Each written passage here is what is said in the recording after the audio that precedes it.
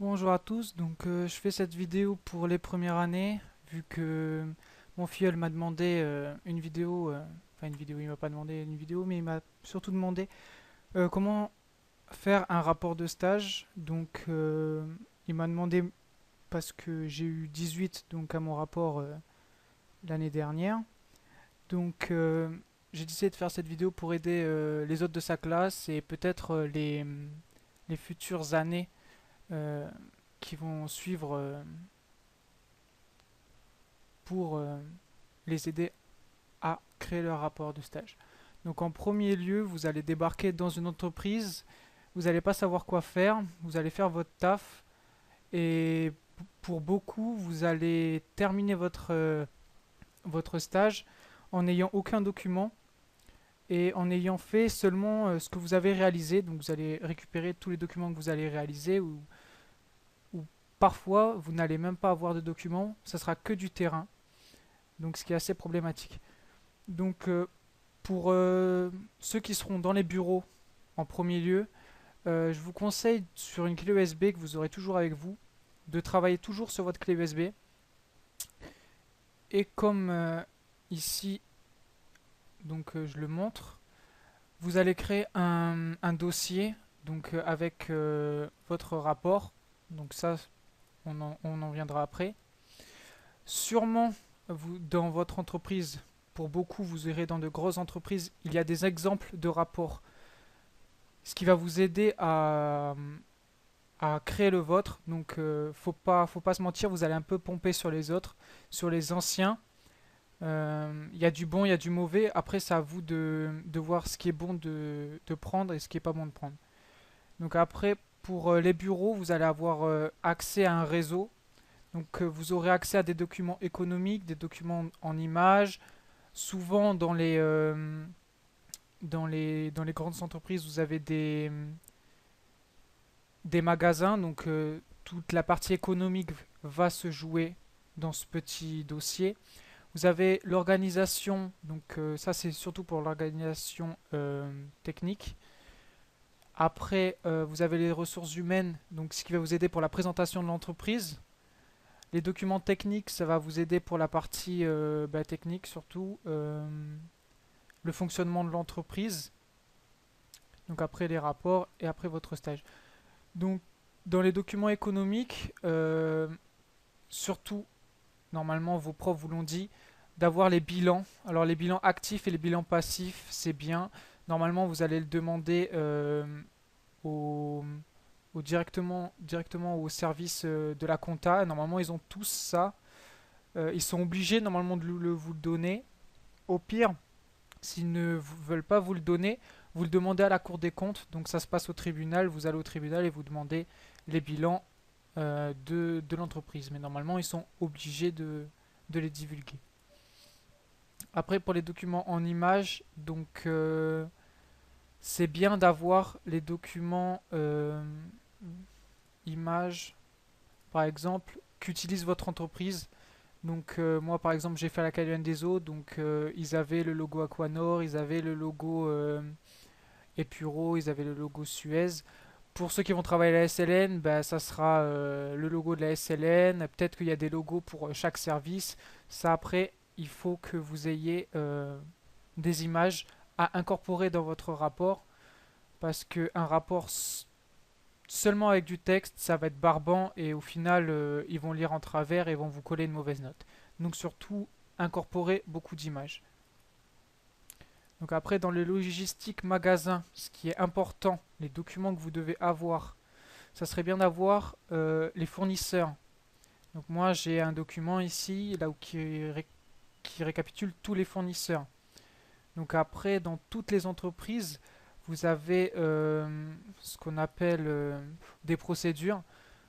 Moi, j'ai eu accès aux procédures, par exemple, de la gestion des fournisseurs et de la gestion des sous-traitants. C'est pas mal pour la partie économique d'avoir des procédures. Ça fait toujours bien et la prof d'éco, elle est toujours contente de voir une procédure. Surtout parce que c'est pas seulement de l'économie, mais c'est économie et gestion, hein, donc la matière. Donc pour la partie gestion, vous allez mettre les procédures, ça fait toujours bien. Et pour la partie économie, vous allez mettre les bilans et puis vous allez expliquer les bilans. Après, pour la partie organisation, vous avez différents, différentes organisations internes. Donc ça peut être les journaux internes, ce qui est pas mal. Surtout l'organisation interne, normalement vous voyez ça directement avec la DRH, qui elle, normalement, elle a un subordonné qui fait que ça. Donc l'organisation des salariés, ils font souvent de l'événementiel ou des trucs comme ça. C'est pas mal aussi de savoir comment est gérée la société pour après pouvoir l'expliquer le jour de l'oral. Donc après, normalement, vous avez les secteurs d'activité, ce qui est pas mal. Moi, je travaille à l'Académie des eaux, donc j'ai eu les activités donc de l'eau, hein, normalement. Donc il y a différentes activités. Moi, c'était les usines, après les usines de recyclage de l'eau et les usines de traitement d'eau. Donc j'avais deux activités principales. Je vais prendre l'exemple encore de la SLN, c'est le traitement des minerais. Donc il vous faut beaucoup de documents en relation avec euh, le traitement du minerai. Si vous travaillez, bah, de toute façon, ça sera toujours dans les usines. Normalement, vous avez fait un bon choix. Il faut travailler dans une industrie, hein. Donc après, pour les ressources humaines, il vous faut un dossier client. Euh, c'est toujours bien de savoir pour qui l'entreprise, votre entreprise, travaille. Soit c'est pour d'autres entreprises, soit c'est pour des particuliers, mais il faut le dire. Après, si c'est pour des particuliers, ça serait bien d'avoir un document avec des pourcentages. Par exemple, en province Nord, on travaille on réalise notre chiffre d'affaires, on a 30% des clients en province Nord, 50% en province Sud, etc. Toujours est important à incorporer dans le rapport, vous avez l'organigramme, là où vous avez un super grand organigramme, parce que souvent vous avez des entreprises qui, qui font 500 salariés ou 250. Moi, il ressemble à ça, celui que j'ai popé sur un autre rapport de stage, hein, on va pas se mentir. C'est pas celui que vous allez incorporer dans votre rapport. Vous allez surtout mettre les directions, donc direction générale, direction administrative, les responsables. Mais pour les chargés de mission ou chefs de service, on s'en fout. Il faut vraiment qu'ils soient concis et qu'on voie surtout les services de votre organigramme. On s'en fout de savoir je sais pas, Daniel machin, il est dans tel ou tel service. On s'en fout. C'est vraiment les services dans leur globalité, où ils sont et de qui ils dépendent. Genre, par exemple, le service achat. Donc là, il y a deux personnes, 3, 4, 5 personnes, elles dépendent de Gilles. Donc là, vous allez mettre Gilles, et ben il a le service achat et, et le service comptable en même temps. Vous allez vraiment mettre lui en priorité. Donc après, ça sera pas Gilles, mais ça sera une autre personne. Donc après, ça serait bien aussi d'avoir le bilan de chaque année. Normalement, il y a un bilan. Et dans le bilan, vous avez plein d'informations choc. Par exemple, les heures non travaillées, les, les charges sociales. C'est vraiment un document, le bilan, qui normalement est fait pour chaque entreprise. À chaque fin d'année, ils font un comité et présentent le bilan. Ça serait bien que vous ayez le bilan au moins de l'année avant votre stage. Comme ça, vous pouvez vous appuyer dessus. Voilà, ça, c'est une chose. Donc maintenant que je vous ai présenté à peu près tous les documents que vous devez avoir en votre possession, je vais passer au rapport. Donc le rapport, moi, il se présente comme ça. Il faut toujours que ça soit le logo de Jules Garnier, donc en haut à droite, et le logo de votre entreprise à gauche. Vous les mettez dans l'entête, hein. Comme ça, ils vont se reporter sur les autres pages automatiquement. Donc la photo, donc, de votre entreprise. Toujours, donc brevet, vous mettez votre année, vous mettez de quel brevet, quel lycée, donc vous mettez votre nom. Après, vous allez mettre votre sommaire. Donc, les plus grandes parties, vous allez mettre en étape 1. Les sous-parties, vous allez mettre en étape 2. Et les sous-sous-parties, vous allez mettre en étape 3. Donc, pour mettre en sous-étape, par exemple dans les remerciements, vous allez aller dans références, vous allez ajouter un texte, et là, vous avez les différents niveaux. Niveau 1, niveau 2, niveau 3. Et après, ça va se reporter directement ici. Donc après, vous mettez mettre à jour la table, mettre à jour toute la table, OK. Et hop, il va apparaître là, au fur et à mesure, ça va apparaître. Et ça va se faire automatiquement. Vous n'aurez pas besoin de créer vous-même un sommaire. Donc en premier, vous remerciez toujours votre patron. C'est super important. Votre maître de stage. Vous remerciez l'équipe donc vous allez sûrement être amené à aller sur le terrain ou parler à des gens, vous les remerciez et vous remerciez vos professeurs de vous avoir suivi. Donc là c'est vraiment juste pour dire hein, parce que normalement ils sont vraiment pas là. Donc en premier lieu vous allez faire la présentation de l'entreprise. Pour beaucoup vous faites partie d'un groupe, donc vous allez présenter votre groupe. Là c'est vraiment succinct. Donc vous dites à peu près combien de personnes il y a dans le groupe, son chiffre d'affaires. C'est toujours bien d'avoir des petits schémas comme ça. Par contre, pour chaque schéma, vous allez devoir mettre une légende. Et pour chaque schéma, vous allez devoir l'expliquer. Alors ça, c'est vrai pour tout. Chaque extrait, vous devez l'expliquer. Ça limitera le nombre de questions que vous allez avoir le jour de l'examen. Parce que quelque chose qui n'est pas expliqué dans votre rapport, c'est une question que les profs vont pouvoir vous poser et ils vont pouvoir vous piéger dessus. Surtout si vous l'avez pompé autre part.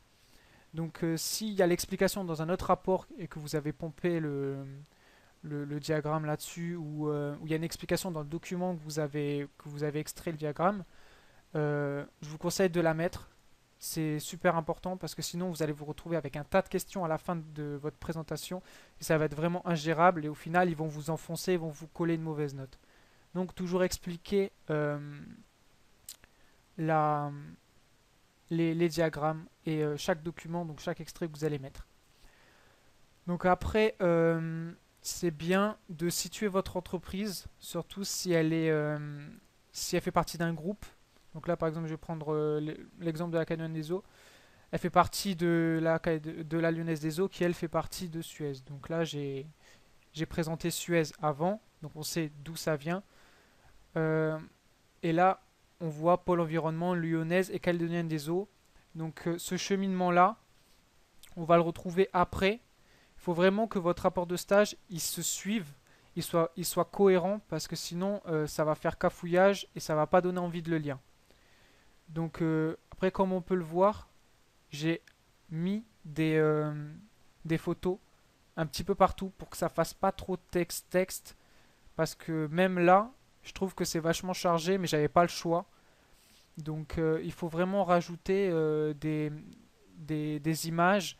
Là par exemple j'ai présenté Suez, j'ai mis le logo de Suez. Voilà. Il faut vraiment que ça soit espacé, qu'il y ait de l'air, parce que si c'est trop compact, les profs ils vont décrocher, hein. Donc j'ai marqué le pôle environnement, j'ai présenté. Lyonnaise des Eaux, j'ai présenté. Calédonien des Eaux, j'ai présenté. Après la SADET et l'Aquanor, donc c'est des filiales. Je les ai aussi présentés parce qu'ils sont présents et on travaille avec eux. Si par exemple vous avez des filiales de votre entreprise à vous, donc votre entreprise est la maison mère, comme Suez est la maison mère de la Calédonienne des Eaux, il faut aussi que vous les présentiez. Vous dites où ils sont situés, vous dites le nombre de personnel qu'il y a, leur chiffre d'affaires, c'est pas mal. Ça, c'est vraiment c'est votre entreprise qui est l'entreprise mère. Après, si votre entreprise est déjà une sous-entreprise, vous présenter vraiment succinctement les autres filiales. Donc après, on passe à l'historique. Alors ça pose beaucoup de problèmes parce que souvent on veut mettre beaucoup d'historique. L'historique doit tenir sur une page. Euh, Souvent, vous allez mettre donc la création de la société. Il faut vraiment mettre les dates qui importent vraiment. Genre par exemple, si votre entreprise a été certifiée ISO quelque chose, il faut le mettre. Si votre société a remporté un contrat monstre qui valait 90 milliards, il faut le mettre. Toutes les avancées de l'entreprise, des grandes avancées, il faut le mettre. Donc moi j'ai présenté voilà, les obtentions de contrats avec les différentes villes. Euh, Il y a eu quoi d'autre? Il y a eu les certifications ISO donc pour les trucs, pour les steps, tout ça. Donc je l'ai signifié parce que c'est important, mais ça dépasse pas une page parce que ça en fait au final c'est vraiment pour faire joli parce que tout le monde s'en bat les couilles, hein. Vraiment, il faut vraiment que ça fasse une page parce qu'au final il la saute toute. Il n'y a jamais de questions dessus. Donc si vous pouvez même faire une demi-page, personne ne vous en tiendra rigueur. Donc après la présentation de l'historique, vous avez décrit l'histoire, vous avez situé votre entreprise où elle est, vous allez décrire maintenant les missions, donc pourquoi elle exerce ce boulot. Donc moi pour la Calédonie des Eaux, ben je dis donc en gros ce qu'elle fait. Donc elle distribue de l'eau, elle produit de l'eau, elle épure de l'eau, elle fait des analyses. Donc là vous allez présenter vraiment succinctement en quelques lignes, hein, 3-4 lignes grand maximum, ce que fait votre entreprise, parce que ça vous allez donc dans votre partie technique, vous allez vraiment le développer au maximum. Donc comme j'ai dit pour les diagrammes, faut toujours l'expliquer. Donc moi j'ai ma petite explication. Donc je dis qu'il y a 128 salariés.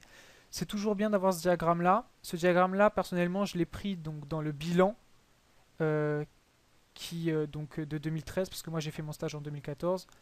Donc là, on voit bien donc le dernier bilan, c'était celui de 2013. Il l'avait pas encore fait parce que souvent c'est en fin d'année, donc en décembre. Euh, donc c'est toujours bien donc d'avoir l'évolution de l'effectif. Ça prouve que vous vous intéressez à l'entreprise et surtout à son évolution. Si par exemple votre entreprise se porte bien, vous allez avoir une augmentation donc, du nombre de salariés. Si elle se porte mal, vous allez avoir une diminution. C'est toujours bien de l'expliquer.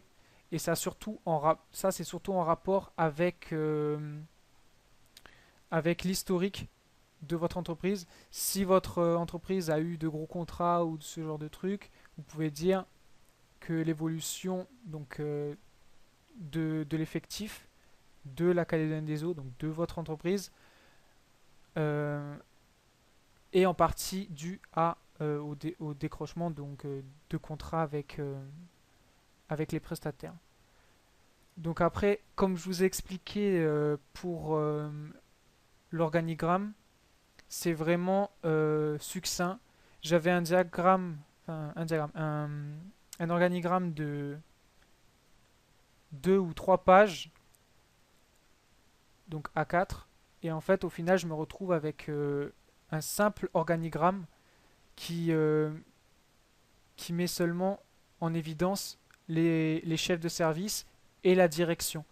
Ça ne doit pas dépasser ça parce que si vous mettez tout, donc le gros organigramme, ça va être illisible et personne ne va rien comprendre. Voilà. Donc après, maintenant qu'on a présenté donc avec l'organigramme, logiquement, on présente les services. Donc il y a souvent dans toutes les entreprises, il y a un service clientèle, un service comptable, un service des ressources humaines, un service de qualité, sécurité, euh, le bureau d'études. Ça, il n'y en a pas dans toutes les entreprises.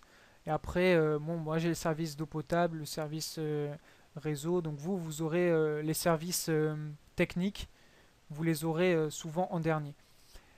Pour la présentation des services, le service que vous allez le plus développer, c'est le service là où vous êtes et vous allez surtout le spécifier. Moi, par exemple, j'ai travaillé dans le service qualité, sécurité, environnement. Et ben, ma phrase, j'ai dit j'ai effectué dans ce service, j'ai été affecté dans ce service pour mon stage. Donc ça, vous allez directement le mettre.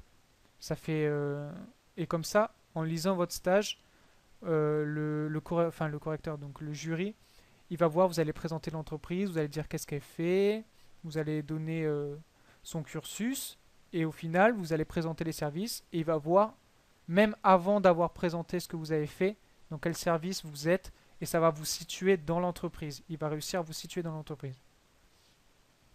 Donc après, vous avez l'organisation industrielle. Ça peut varier, vous pouvez mettre l'industriel après l'économique, l'industriel avant l'économique, ça dépend. Moi j'ai préféré mettre l'industriel parce que j'étais plus à l'aise et je trouvais ça mieux. Après ça dépend vraiment de vous, si vous voulez parler de l'économie avant ou de l'économie après, ça c'est comme vous voulez.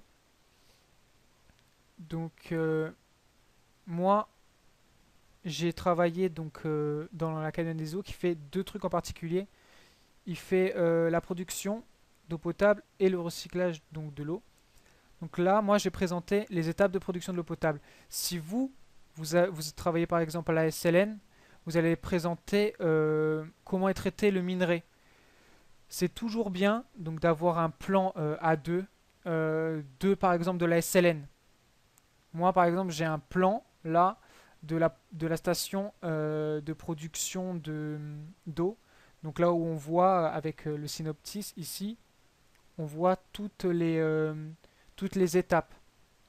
C'est toujours bien d'avoir un synopsis comme ça. C'est beaucoup plus clair, c'est beaucoup plus facile à, à expliquer. Et surtout, lors de votre présentation PowerPoint, vous allez pouvoir utiliser, fractionner ce document, donc ce synopsis, et vous allez pouvoir mieux l'expliquer. Parce qu'un synopsis, c'est un schéma technique simplifié pour que tout le monde puisse le comprendre. Donc après, dans ce synopsis-là, si par exemple vous avez un, un traitement quelconque ou une fabrication quelconque de pièces, vous allez dans ce synopsis-là montrer les différentes étapes. Donc l'étape 1, l'étape 2, donc l'arrivée de la marchandise, euh, la mise sur tapis de la marchandise, ce genre de truc.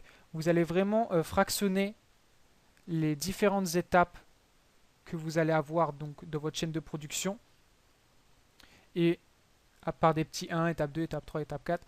Et juste après, donc c'est toujours bien d'avoir le synopsis. Juste après le synopsis, vous allez vraiment détailler. Comme ça, le jury, il va regarder le synopsis, il aura juste à tourner la page et il regarde la description de chaque étape. Donc c'est bien de mettre le synopsis en premier et la description de chaque étape juste après. Donc avec des petits 1, 2, 3, 4 que vous mettez sur votre schéma. Et après, vous détaillez au maximum. Plus vous allez détailler votre chaîne de production, plus le jury va croire ou va comprendre que vous-même, vous savez de quoi vous parlez. Si c'est trop évasif, ils vont vous piéger. Ça, c'est sûr et certain, ils vont vous poser des questions que sur ça. Et au final, vous allez, euh, vous allez vous faire massacrer parce que vous allez passer avec Monsieur Pagès. Et Pagès, ça, c'est sa partie et il va vous annihiler sur ça. Donc il faut vraiment que vous soyez intouchable sur la production de votre entreprise, que vous sachiez comment ils font pour produire ce qu'ils vendent ou pour faire ce qu'ils font. Donc après, je ferai un petit post-scriptum sur les entreprises de services. Donc après, là vous avez une étape. Si vous avez qu'une seule chaîne de production, vous allez présenter une seule chaîne. Moi j'en avais deux, le traitement de l'eau et la production d'eau. Donc j'ai mis les deux. Toujours un synopsis, c'est toujours bien d'en avoir, avec toujours les étapes et l'explication d'étapes. C'est tout ce qu'on vous demande pour la partie industrielle. C'est vraiment de savoir qu'est-ce que fait votre entreprise et vraiment de l'expliquer au maximum. Donc juste après, vous allez mettre une page, donc organisation économique, c'est simple. Et euh, l'erreur que moi j'ai pas fait, c'est de mettre directement les bilans, d'incorporer les bilans dans mon rapport. Ça, c'est ça fait moche déjà de un. Et ça fait trop, ça fait une coupure en fait dans votre rapport de plein de pages officielles qui servent à rien en fait. Parce que ils vont lire les bilans en travers, c'est que des chiffres. Même vous, déjà à la base, vous n'allez rien comprendre au bilan.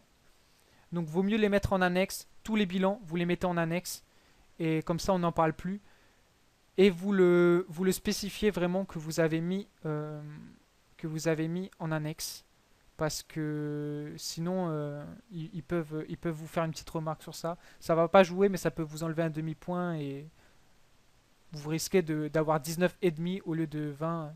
Ça après, ça peut faire chier certains ou pas.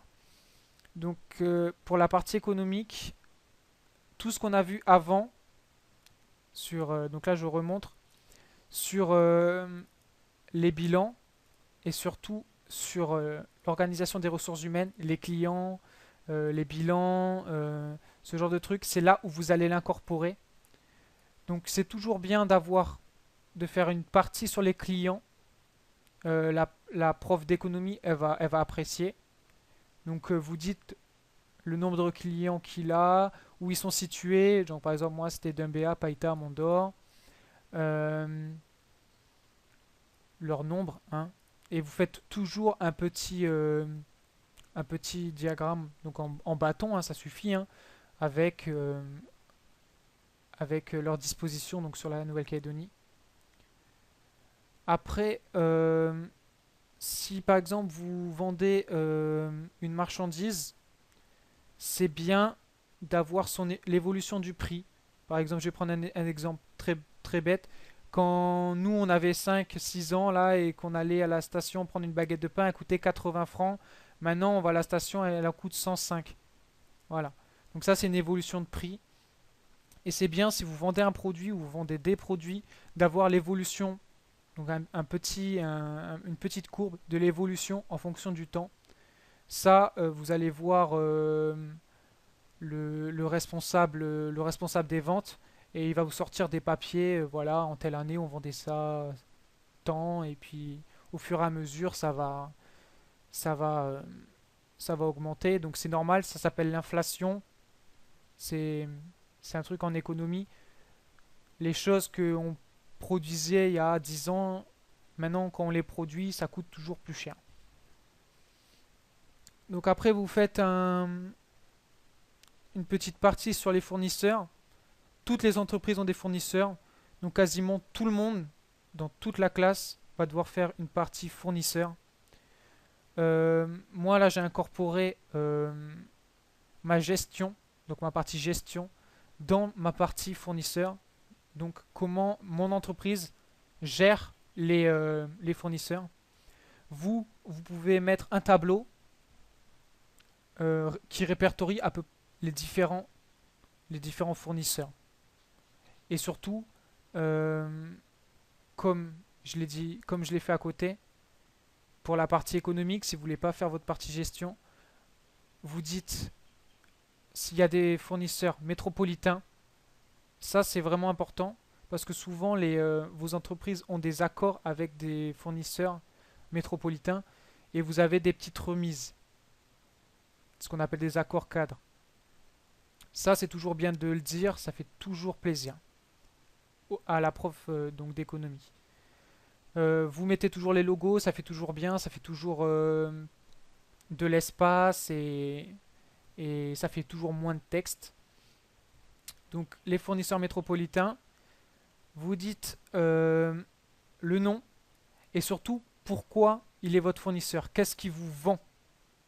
Ça c'est vraiment, après vous mettez le petit logo et vous passez à autre chose. Vous mettez souvent les fournisseurs locaux, C'est toujours bien. De toute façon, c'est toujours les mêmes quasiment donc pour les industries, hein. Donc, c'est toujours la 7, Espace Pro, ce genre de trucs.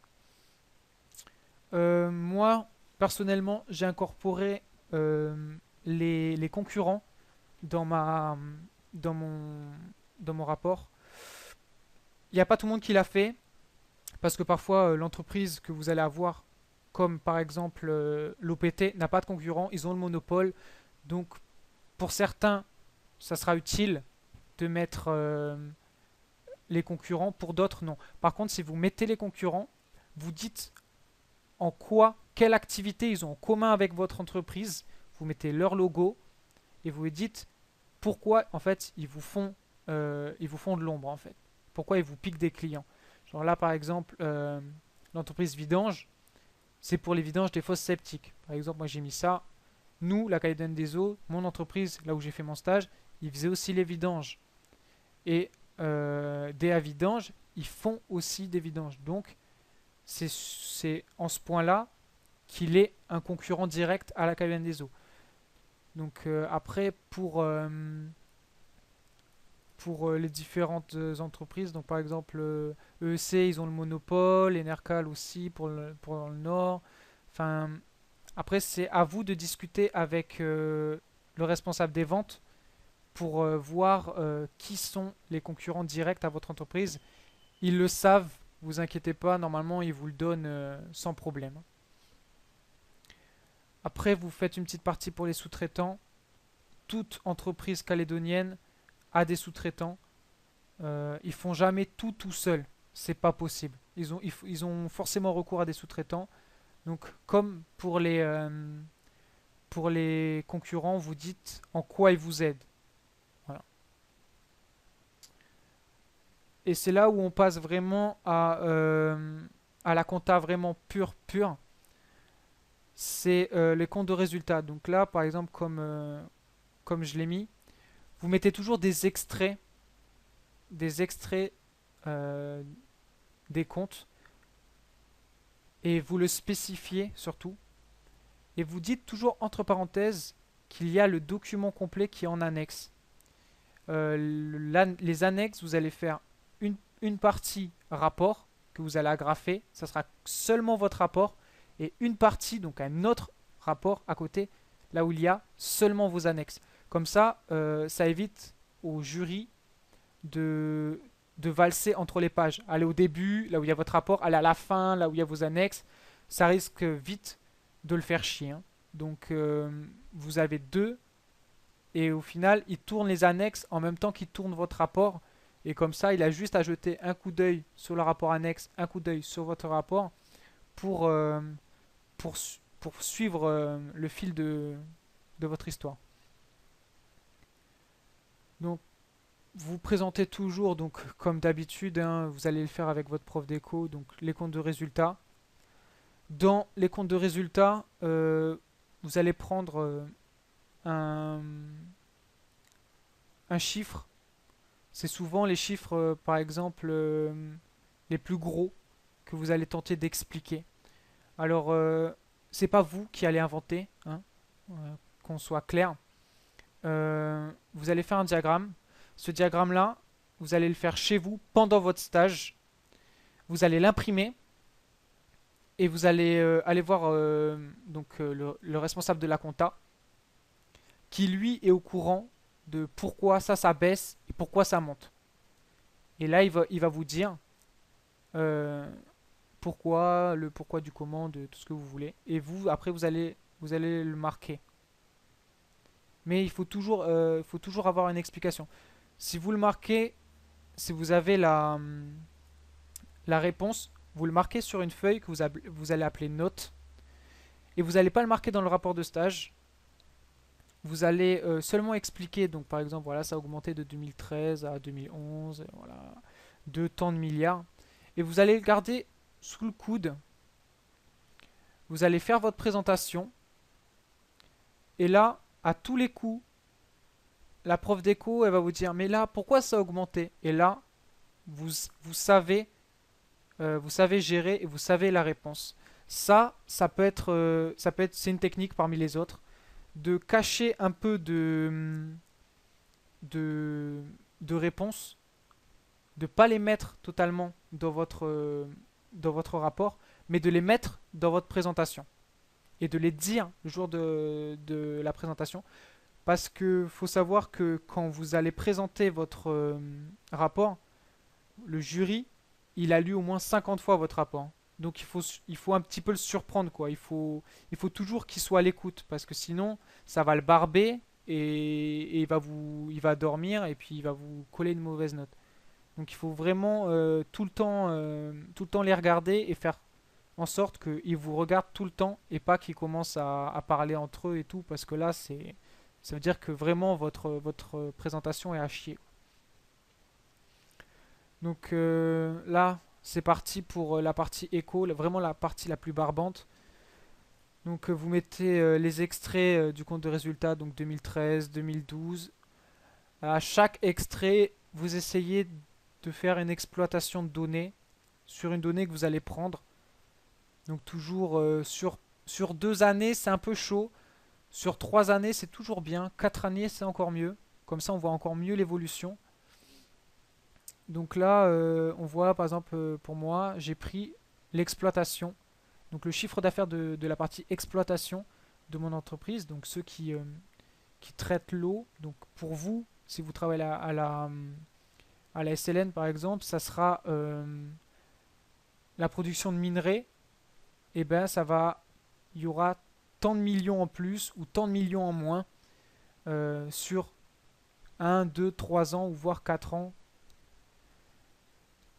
Donc après, vous allez surtout présenter ce qui est bien dans les comptes de résultats, c'est le bénéfice ou la perte.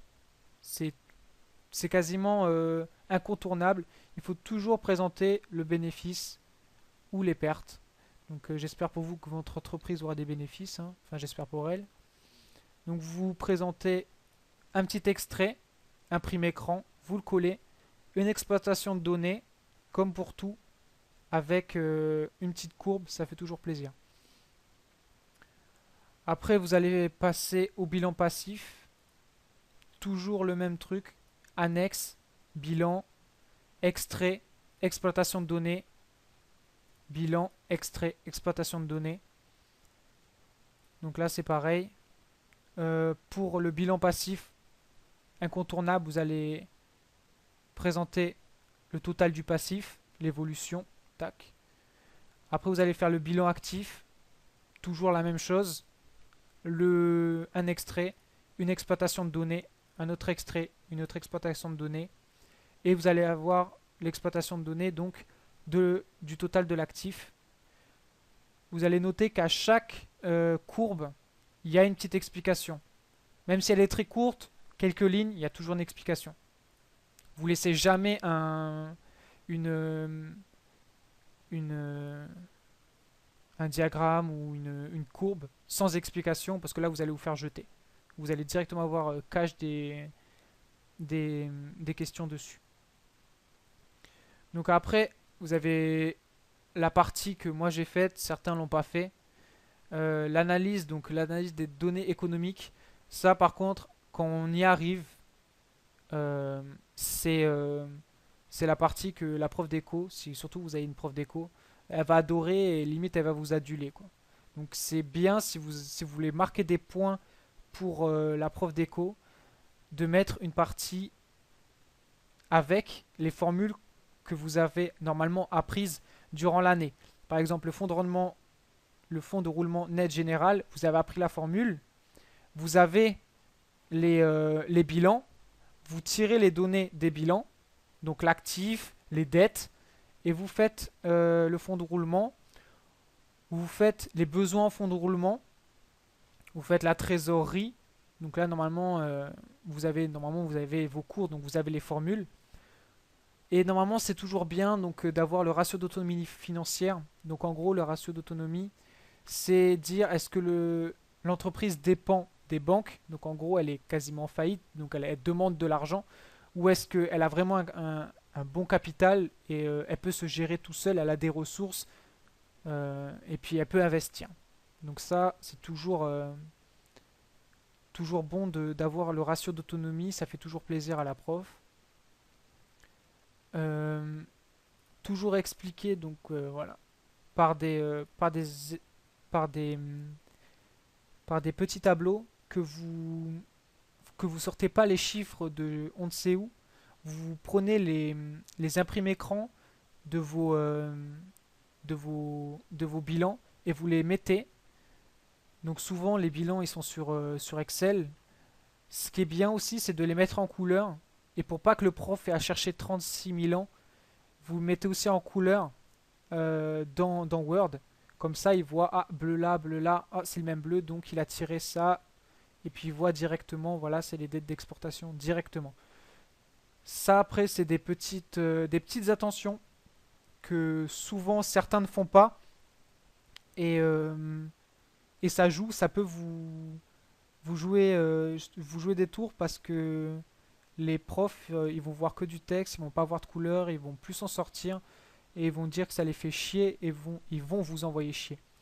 Donc plus vous allez aider le jury à comprendre votre rapport, plus il va vous donner le maximum de points.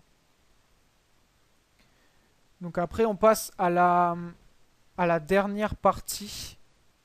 On a expliqué les activités, enfin, les missions de l'entreprise, comment elle est gérée, donc sa partie économique. Là, on va parler des activités. Alors, vos profs diront que ça joue pas dans votre note pour pas dévaloriser ceux qui n'ont rien fait pendant leur stage, parce qu'il y en a qui vont faire un stage super, d'autres qui vont balayer, seulement balayer pendant leur stage, où ils vont démonter des moteurs ou ce genre de trucs. Et ça, pour pas dévaloriser les élèves et pour pas favoriser ceux qui ont fait un stage super, ils vont, soi-disant, ils vous disent qu'ils ne comptent pas, ils mettent pas en compte les activités, mais il faut quand même le présenter. Pour moi, les profs, mes activités, ça a été 99% des questions que j'ai eues à l'examen. Donc je vous conseille vraiment d'y faire bien attention et, et d'appuyer, dire j'ai fait ça.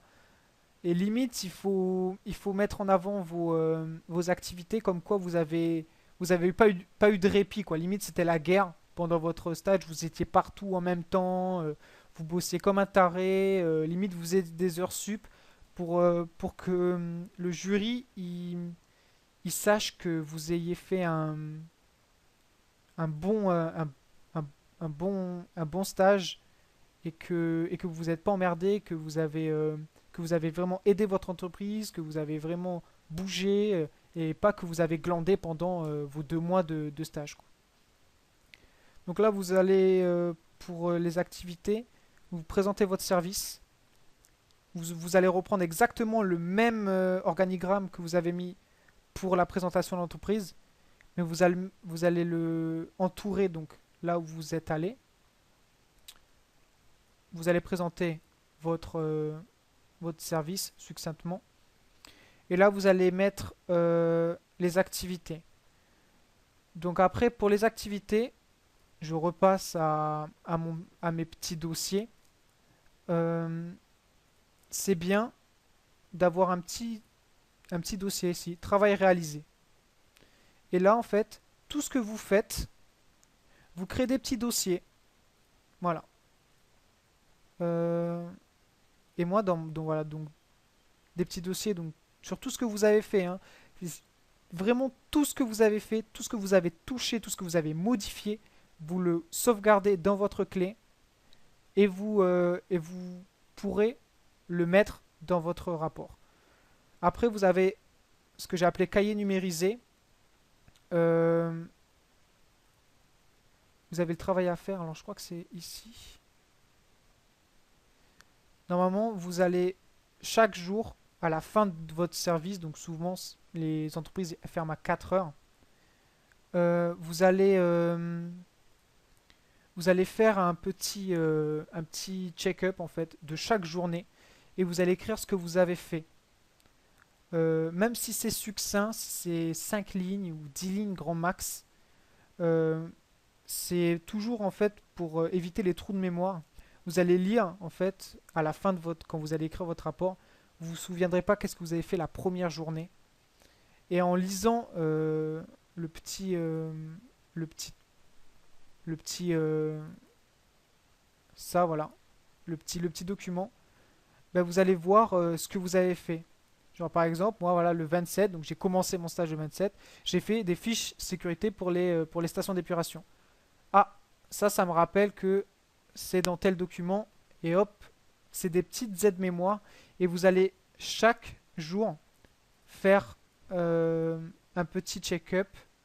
Voilà, j'ai passé une commande, j'ai fait un plan d'action, voilà, j'ai recherché des trucs, j'ai fait des relances. Et chaque date, chaque jour, vous allez faire un petit résumé de ce que vous avez fait. Quelques lignes, une ligne, deux lignes, cinq lignes, ça dépend de vous. Ça dépend surtout de la charge de travail que vous avez eue pendant votre journée. Et ça va vous aider à faire les activités. Ah, damn. Donc, pour les activités, je peux pas vous aider parce que c'est vous en fait qui l'aurez fait. Moi, j'ai fait la sécurité. Il y en a d'autres qui vont faire la production. Il y en a d'autres qui vont faire des qui vont faire de la vente. Enfin, c'est assez subjectif en fait ce que je peux dire en fait sur cette partie-là. C'est vraiment vous et ça va être aussi un test sur votre façon dont vous avez pour vous mettre en valeur. Parce que là, c'est vraiment vous mettre en valeur si, si vous vous mettez pas ça en valeur et que vous dites ouais j'ai fait ça vite fait, j'ai fait ça vite fait, les, les, le jury il va vous saquer. Il faut vraiment que vous dites, que vous insistiez sur le fait que vous avez fait beaucoup de choses et que vous le détaillez un maximum pour que le jury il comprenne exactement ce que vous avez fait et pourquoi vous l'avez fait. Ça c'est bien, c'est le pourquoi il est vraiment très important parce que si au jury vous dites pourquoi t'as fait, moi par exemple ils m'ont posé la question sur les visites sécurité. Ils m'ont dit pourquoi t'as fait ça et, et je l'avais marqué, mais ils m'ont posé la question de façon à personnellement pourquoi tu trouves qu'on fait ça. Mais par exemple pour les visites sécurité, j'ai présenté ma ma mon activité par les VSS. Voilà, j'ai présenté qu'est-ce que c'est, pourquoi je l'ai fait. Voilà, le but, euh, je l'ai pas fait parce que ça me faisait plaisir. C'est ça que je veux dire. Il faut vraiment qu'il y ait un but derrière chaque document que vous créez, chaque moteur que vous démontez, chaque chose que vous faites. Chaque fois que vous faites quelque chose, il faut vraiment qu'il y ait un but et il faut que vous compreniez le but parce que c'est les questions qui vont que le jury vont vous poser. C'est savoir savoir si tu as compris quelle a été ta place dans l'entreprise. Et ça, c'est vraiment très important. Pas que tu étais là juste pour faire joli, vraiment que tu as participé, que tu as compris pourquoi tu étais là, tout ça.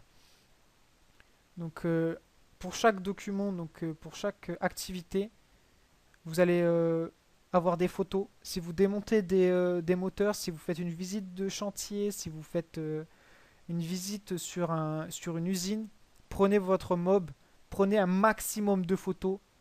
Ça fera toujours bien d'avoir plein de photos explicatives. Par contre, pour chaque photo, vous mettez une légende et vous dites qu'est-ce que c'est. Voilà, c'est tout.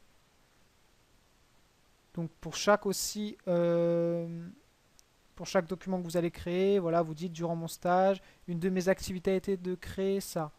Et vous dites pourquoi vous l'avez créé. Voilà.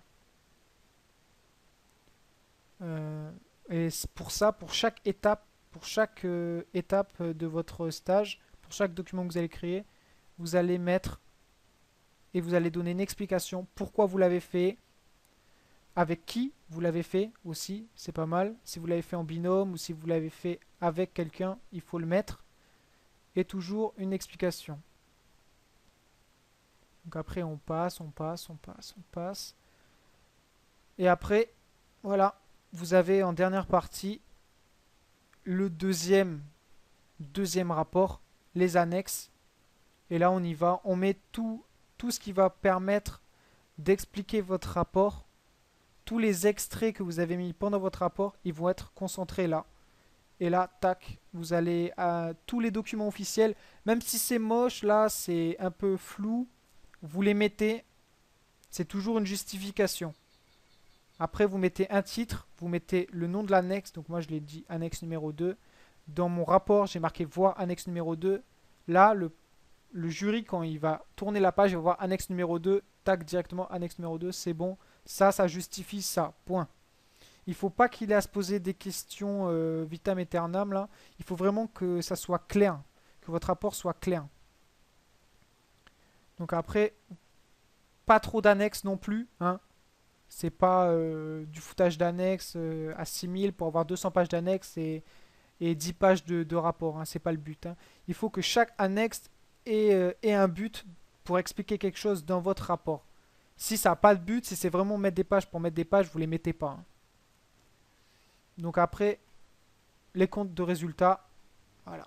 Là, vous les mettez, vous les mettez, vous les mettez. Pour les comptes de résultats, ils vont faire 3 km de long. Quand vous allez le coller dans Word, ça va faire ça. En fait, il va se scinder en deux. C'est pas grave. Vu que c'est un document officiel, vous dites je ne l'ai pas modifié, je l'ai copié-collé comme ça. Ils ne pourront rien vous dire. Donc là, on passe. C'est toutes les annexes. C'est long. Euh, alors, une petite parenthèse. Si vous avez utilisé des outils, genre par exemple, moi j'ai utilisé un détecteur de gaz, c'est toujours bien d'avoir sa fiche technique. C'est vraiment bien. Si par exemple vous avez utilisé un moteur, tel type de moteur, c'est toujours bien d'avoir ces petites caractéristiques, genre la puissance utile, le couple qui développe, ce genre de trucs. Ça fait toujours plaisir au prof d'élec, si c'est un prof d'élec ou au prof de méca qui vous interroge. Ça fait toujours plaisir de voir euh, les, les caractéristiques des outils que vous avez utilisés durant votre stage.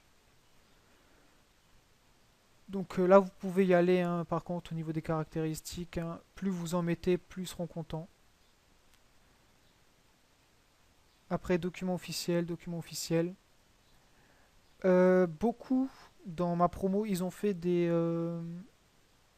conclusions à la fin de leur rapport. Moi, je l'ai fait à l'oral, et je trouve que c'est mieux de le faire à l'oral que de le faire durant le rapport. Voilà. Donc ça se termine par les annexes, donc ça on peut fermer. Donc j'ai passé le rapport de stage. La présentation, je pense que si la première déjà vidéo elle marche et puis que les gens ils trouvent ça intéressant, j'en referai une, je pense, sur la présentation. Après, je voulais vous présenter surtout un document oral. Alors ça, c'est un document que pour éviter les trous, vous mettez diapo 1 pour votre présentation. Là on parle en présentation. Un document à créer pour votre présentation pour éviter les trous de mémoire. Même si c'est succinct, voilà, c'est quelques lignes pour chaque diapo. Mais vous dites, enfin, vous écrivez ce que vous voulez dire.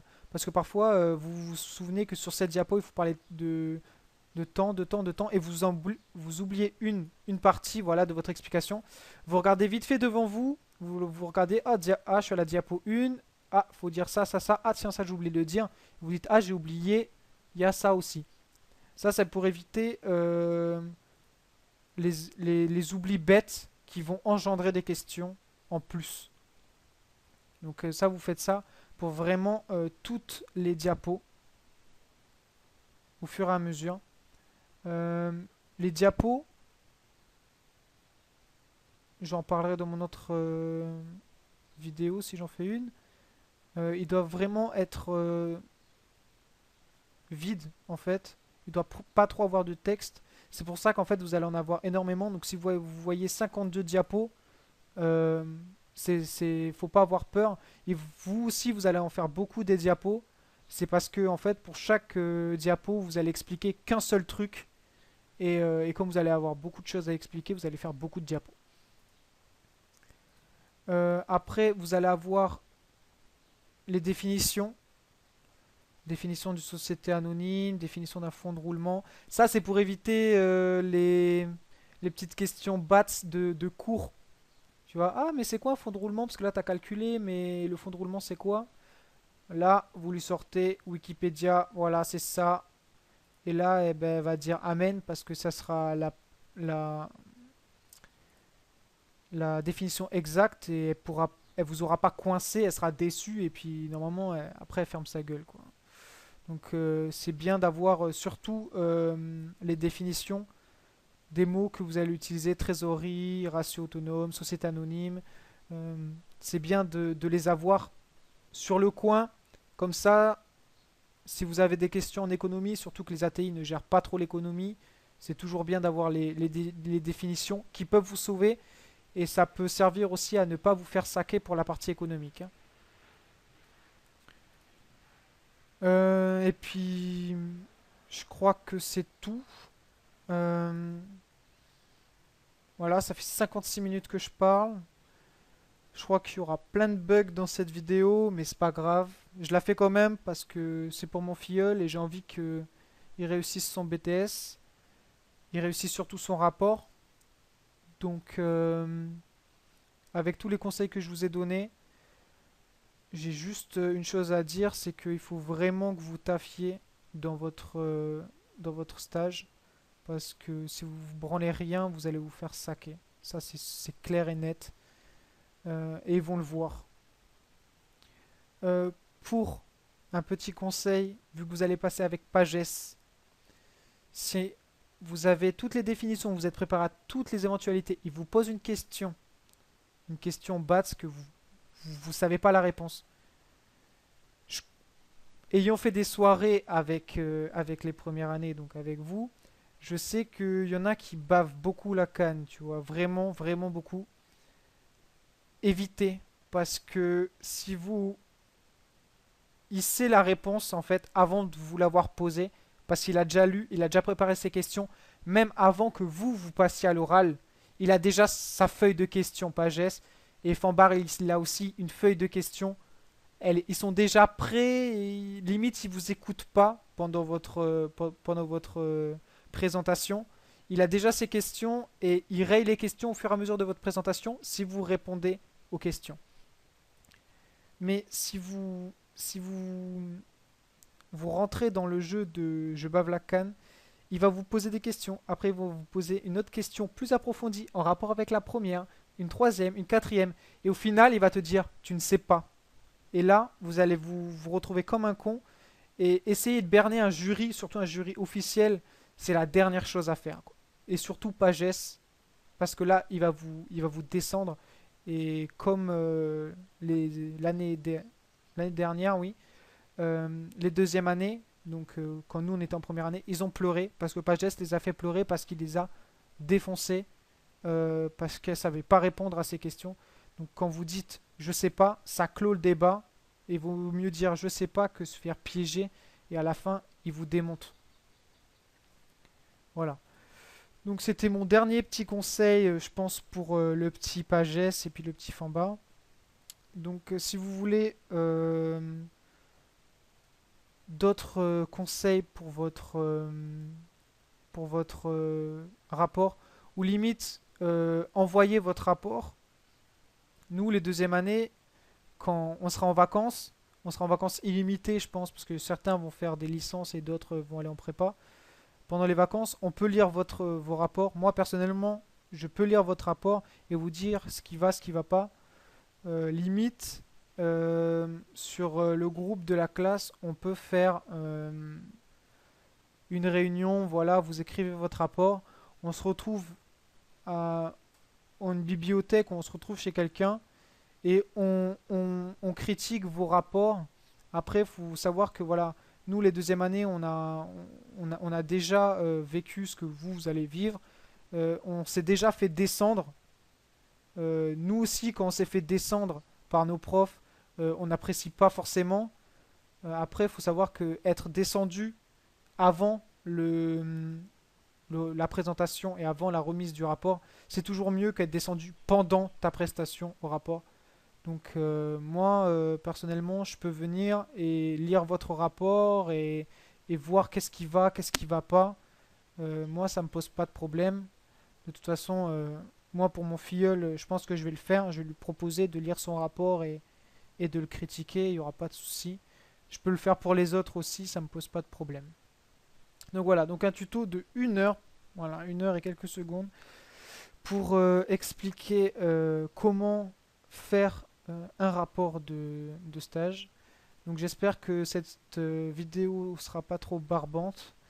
Mais voilà, je fais ça pour vous et en espérant que vous ayez tous au-dessus de la moyenne, ce qui n'est pas le cas de nous, notre promotion, et je trouve ça dommage. Donc si vous pouvez regarder cette vidéo et avoir tous plus de 14, ça me ferait vachement plaisir. Voilà. Bon bah, sur ce, on va se dire à la prochaine.